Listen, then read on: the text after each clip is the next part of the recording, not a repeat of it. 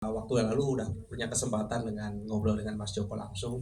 Nah, yang ingin saya tanyakan adalah sesuai kata Mas Joko, apakah dalam pemilihan cast ini, pemeran ini, apa sih Mas yang melatar belakangi? Waktu itu saya tanya begitu. Kemudian Mas Joko jawab bahwa mereka tuh juga punya keresahan yang sama soal isu ini. Nah, sekarang saya pengen tahu langsung mungkin dari pemeran utama Morgan atau dan teman-teman yang lain, apalagi yang kita generasinya cukup cukup muda lah.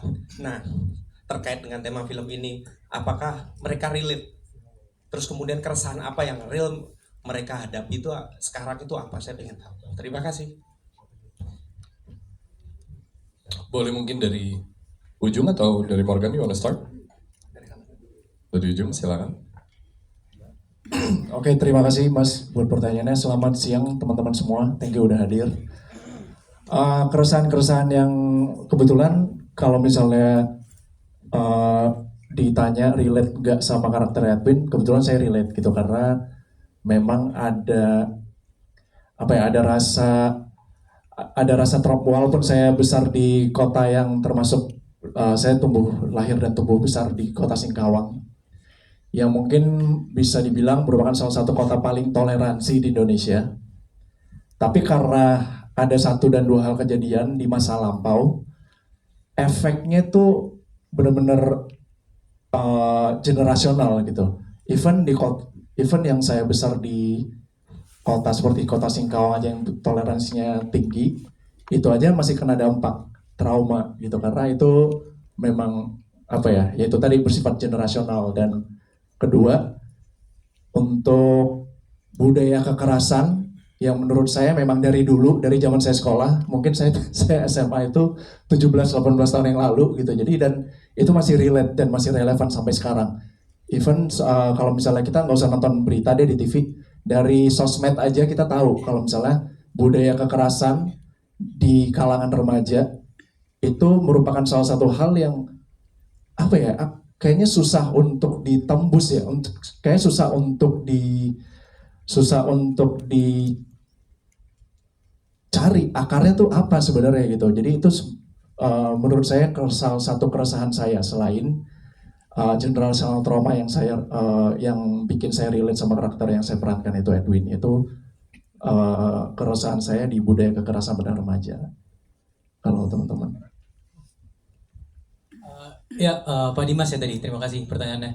Eh, Sebenarnya banyak ya di Indonesia ini. Mungkin salah satu yang kita bisa bicarakan lebih lanjut adalah bahwa kita merasa terperangkap dengan adanya culture atau budaya-budaya yang mungkin dari refleksi kita sendiri itu negatif gitu. Mungkin tadi Morgan udah ngomong soal kekerasan, tapi kita juga ngomong bahwa kita seringkali di sini menerima tanda kutip apa adanya situasi yang mungkin sudah bobrok gitu loh. Dan ketika kita berbuat salah, banyak mungkin tendensinya adalah untuk menyalahkan society atau menyalahkan sistem gitu. Padahal yang perlu kita ingat bahwa kita pun juga bagian dari sistem dan society tersebut gitu. Maka kita dipertanggungjawabkan untuk melakukan sesuatu. Akan tetapi mungkin keresahan satu yang saya rasakan adalah seringkali terjadi ketika kita ingin melawan sesuatu yang sudah rusak, itu dipersulit jalannya. Bahwa sistemnya sudah hancur, maka untuk memperbaiki sistem tersebut akan lebih susah daripada yang lain-lainnya gitu. Jadi kita ingin memperbaiki pun jalannya dipersulit. Kita ingin melakukan sesuatu ada aja tantangan gitu. Sehingga kita diajarkan yang mungkin orang sering mengkritisi ini budaya feodal, bahwa kita ya sudah, kita harus menghormati sesuatu yang mungkin tidak pantas dihormati. Dan terkadang ketika kita melakukan tersebut, ketika kita mengikuti sistem yang mungkin sudah rusak, kita tanpa sadar menjadi budak-budak yang akan atasan-atasan yang hancur gitu. Sehingga kita sendiri yang sengsara. Kita sebagai rakyat jadi sengsara lagi, sengsara lagi.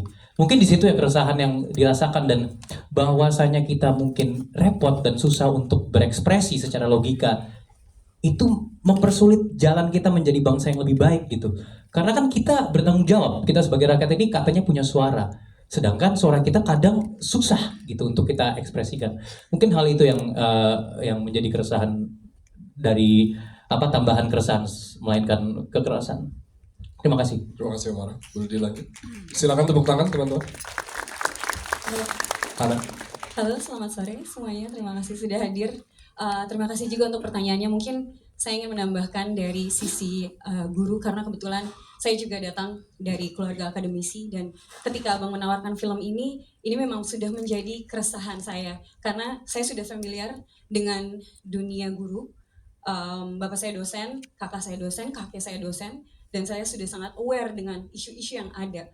Sehingga ketika ditawarkan film ini dengan peran sebagai guru, rasanya itu bahagia sekali karena akhirnya kegelisahan-kegelisahan yang sudah lama saya rasakan itu bisa ditumpahkan melalui karya ini dan yang harapannya nantinya bisa dijadikan bahan diskusi gitu. Karena seperti yang kita tahu, kadang guru itu menjadi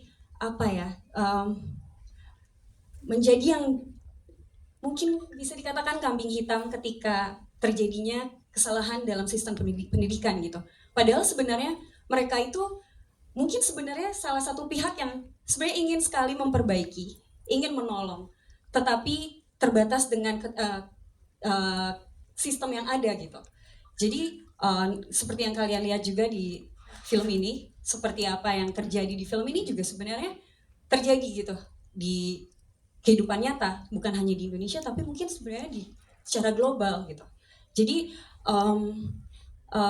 itu salah satu keresahan yang saya alami dan akhirnya bisa disampaikan melalui film ini. Terima kasih banyak Hana. Silakan tepuk tangan teman-teman cast, akan dijawab nanti mungkin ketika doorstop. Sekarang kita mengutamakan pertanyaan dari media. Silakan nama dan medianya. Hi, I'm Sandro. I'm from Harper's Bazaar, Indonesia. I have two questions. One for Bang Joko and the other one is for Omara. First of all, 1 second, sorry.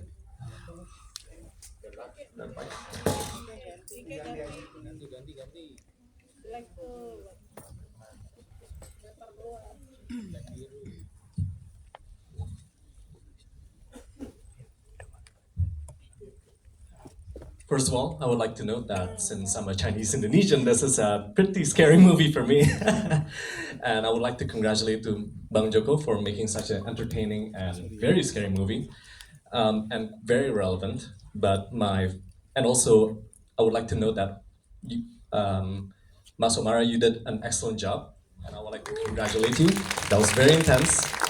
And my first question for you, Mas Omara, would be, what was your inspiration for the role and how did you prepare for such an intense role? Because that was a lot of screaming. And for Bang Joko, I would like to ask, what was the most challenging part of writing the movie?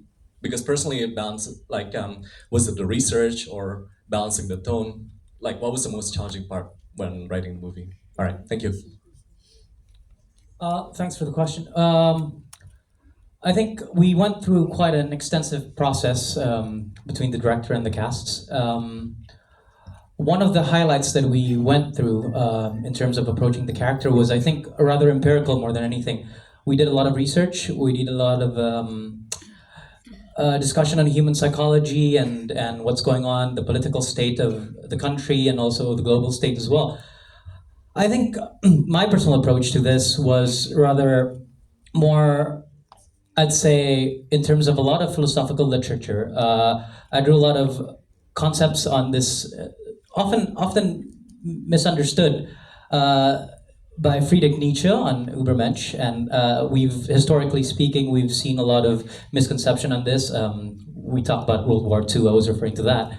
But the idea that someone wants to be more than the society, someone wants to be superhuman, is often misunderstood. Now, my character wanted to do that because he has always been a victim, so he tried to de-oppress himself, let go of all the oppression that he felt throughout his life, and mistakenly oppress other people. Instead of just, being rather neutral, he tried to force it on other people. So I suppose that intensity that, I'm glad that you felt that sort of intensity as well, is troublesome because on one hand, he doesn't want to do that, but on the other, he has to do that because there is no turning back. So this sort of idea, this idea that Bang Joko actually talked a lot. A fun fact, there's a word called amok in English, to run amok.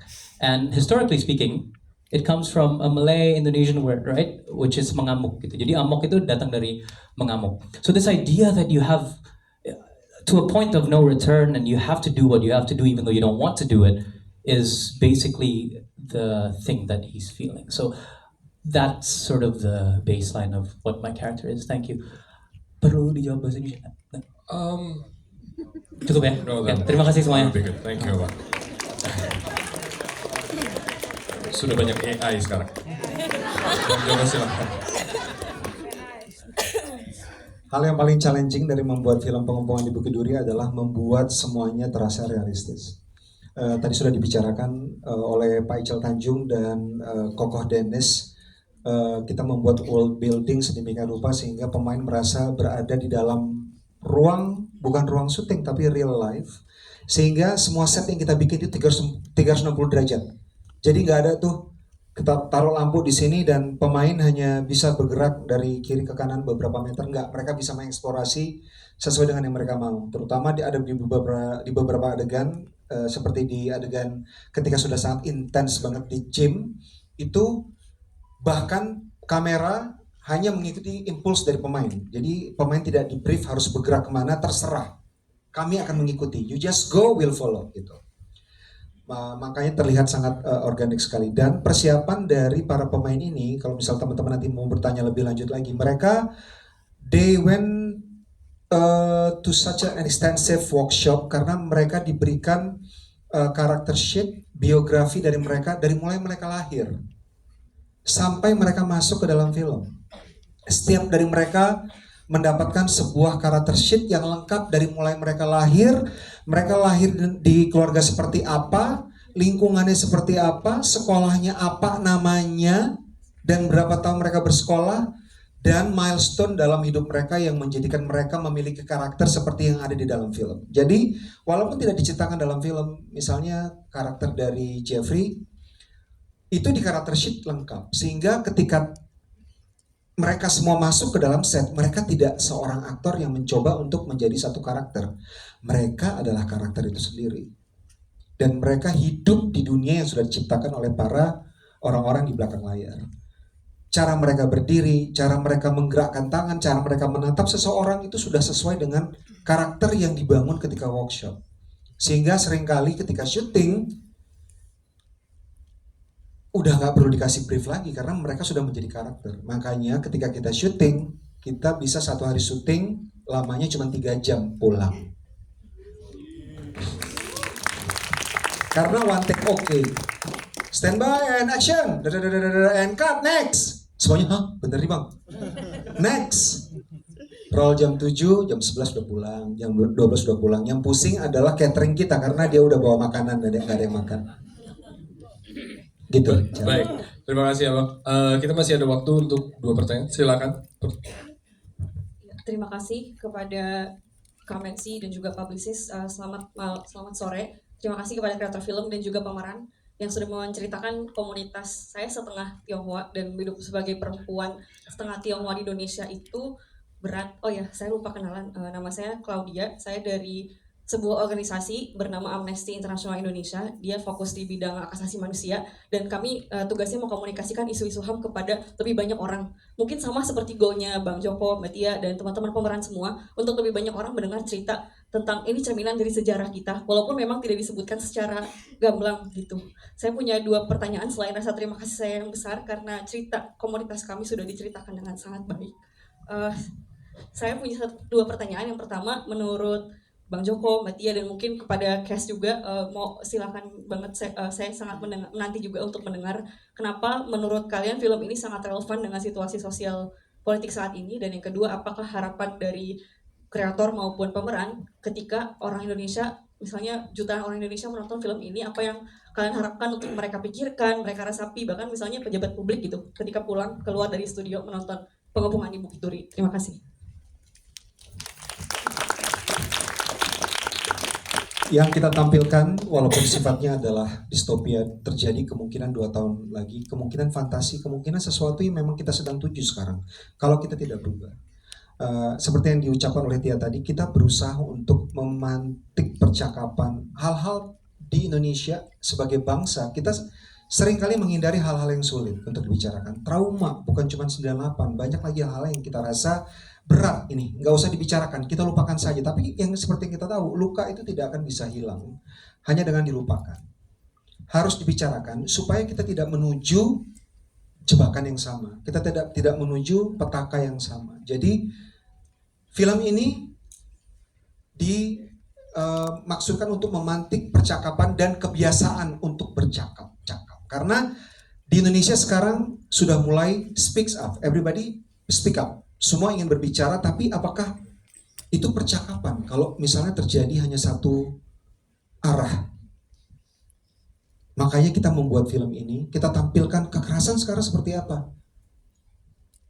Kelihatannya kok kejam banget ya, violent banget, but it's happening di Indonesia. Kok kayaknya sekolah terlalu berantakan banget ya, it's happening di Indonesia. Ini belum seberapa dibandingkan dengan sekolah-sekolah di pedalaman sana yang nggak pedalaman ya, kota besar juga masih ada sekolah yang tidak memadai secara infrastruktur. Anak-anak siswa harus belajar di lantai karena kursi dan mejanya sudah tidak lagi utuh. Atapnya tidak lagi bisa melindungi mereka dari hujan dan panas. Ini semua terjadi. Dan yang paling penting adalah Indonesia adalah sebuah negara yang sangat heterogen. Kita terdiri dari ratusan ethnic groups. Banyak sekali kepercayaan. Kalau misalnya kita tidak membiasakan diri untuk menjadi seseorang yang menerima perbedaan, we are doomed. Kita menuju sebuah tempat yang tidak akan bisa dibayangkan betapa malapetakan. Terima kasih Abang. Teman-teman cast ada yang ingin menambah mungkin? Tidak? Oke, thank you. Pertanyaan terakhir silakan. Selamat sore. Saya Jack dari Media Indonesia.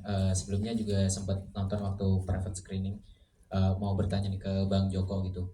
Di film ini kan sebenarnya mungkin tujuannya adalah ingin membuka percakapan dan juga mungkin kalau Katia tadi mention bahwa ingin dijadikan sebagai titik untuk rekonsiliasi gitu.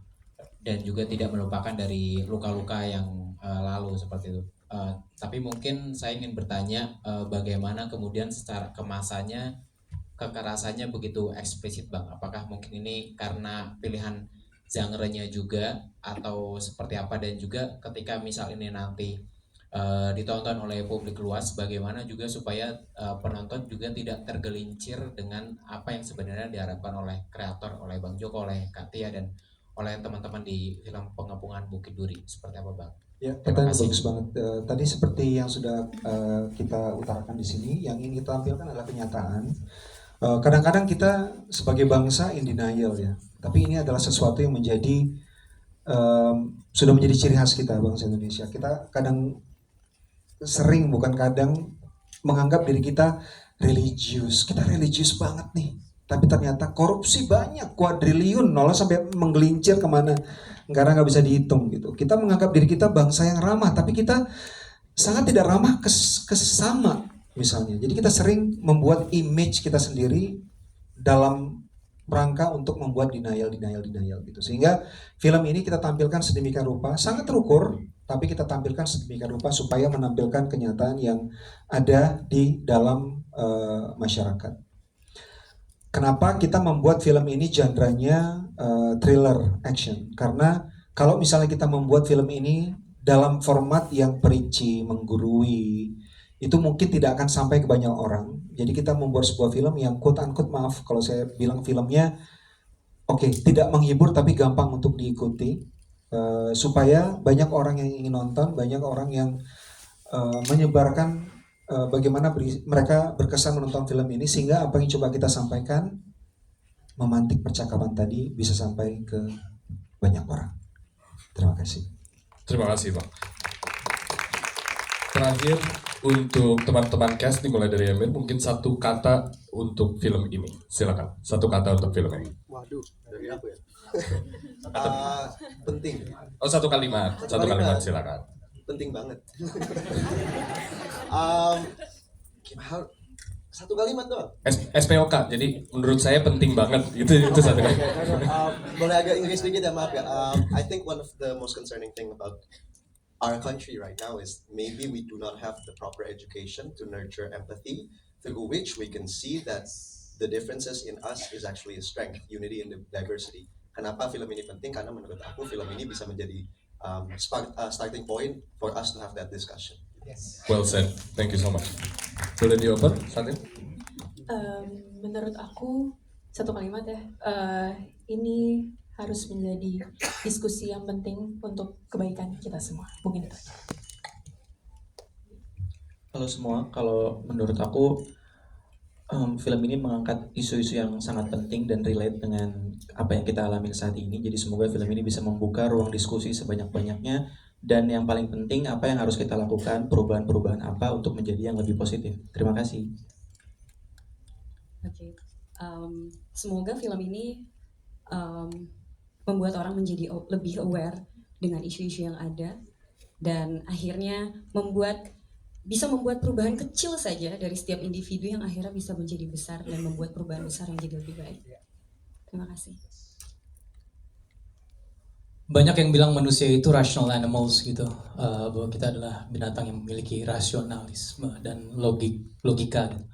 Semoga film ini menjadi pengingat bahwa violence, kebencian tanpa dasar, dan sistem yang hancur tidak ada logikanya. Maka kita bisa balik menjadi manusia yang logis. Mungkin itu jalannya. Semoga saya mau menyampaikan hal yang mungkin sama Claudia juga relate, karena kita sama-sama warga keturunan di sini. Yang kita tahu sendiri, selama ini kita cukup tertutup dan menarik diri gitu, dan cenderung apatis. Semoga lewat film ini teman-teman minoritas bisa kembali membuka diri dan ikut dalam diskusi. Thank you. Semoga semakin banyak orang terlibat dan mulai sadar sama kehidupan, bukan cuma sama dirinya sendiri tapi sama lingkungan juga. Ketika buat salah, jangan nyalain orang lain. Ketika di sana, lu salah nih begini, ya ini juga salah begini, ya gue jadi salah juga. Semoga juga akhirnya ada kesadaran bahwa yang bisa ngebenahin itu diri sendiri gitu, gak bisa nunggu-nunggu orang lain lagi. Terima kasih. Kalau buat aku, film ini seperti kaca ya. Kayak kita tuh ngelihat yang penting itu adalah yang pertama acknowledgement dan awareness, dan kita tuh jangan denial lagi that we're okay, we're not okay, itu sih. Jadi kayak kalau tanpa acknowledgement dan acceptance bahwa there is something wrong that is happening right now, kita nggak akan bisa sembuh, karena kayak demam itu cuma sebuah symptoms. Kekerasan yang ada itu mungkin cuma result, tapi akarnya apa itu harus kita cari. Terima kasih. Ya, kalau buat aku film ini sangat relate buat khususnya untuk yang mungkin kalau yang udah berkeluarga gitu ya. Kalaupun apalagi untuk yang punya anak, ya luka-luka itu ada, dan kalau misalnya memang ya gimana ya, susah gitu diekspresikannya, luka itu harus diobati gitu. Jadi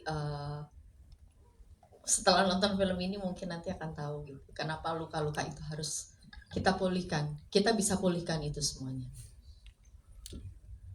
Iya, kalau mau nambahkan beberapa dari teman untuk membuat environment pendidikan yang nyaman memang tidak mudah, tapi yang paling utama harus dimulai dari kita.